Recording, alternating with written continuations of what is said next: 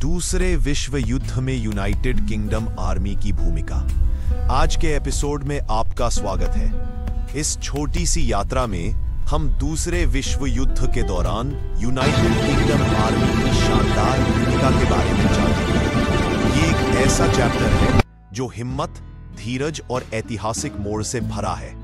जब युद्ध शुरू हुआ तो ब्रिटिश आर्मी को बहुत बड़ी मुश्किलों का सामना करना पड़ा।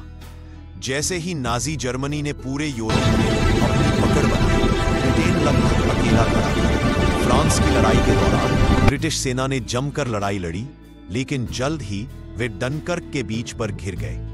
फिर भी हार के बजाय कुछ अनोखा हुआ।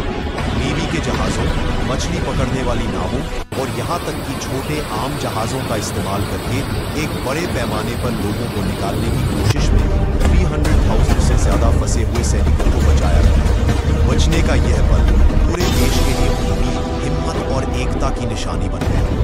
यूरोप के बाद ब्रिटिश आर्मी ने अपना ध्यान नॉर्थ अफ्रीका की ओर लगाया।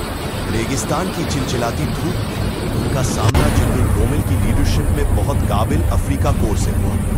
लड़ाई बहुत तेज थी, लेकिन एल अलामीन की लड़ाई में पासा पलट गया। एक पक्की जीत थी जिसने साबित कर दिया कि एलाइज जमीन पर एक्सेस को हरा सकते हैं। वहां से ब्रिटिश सेना ने इटालियन कैंपेन को आगे बढ़ाया, मुश्किल इलाकों और मजबूत विरोध का सामना किया। हर मील आगे बढ़ने की एक कीमत थी, लेकिन हर मील मायने रखता था। फिर युद्ध के सबसे अहम पलों में से एक आया, 6 जून 1944, डी-डे।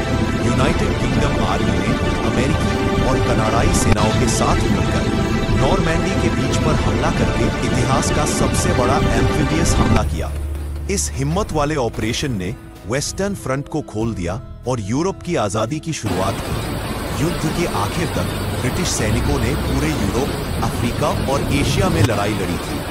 दुनिया भर में हो रही लड़ाई में भी उन्होंने पक्का इरादा दिखाया। उन्होंने सिर्फ लड़ाइयां नहीं लड़ी, उन्होंने देशों की रक्षा की, उन्होंने आजादी को बनाए रखा और उन्होंने दूसरे विश्व युद्ध का रुख मोड़ने में मदद की।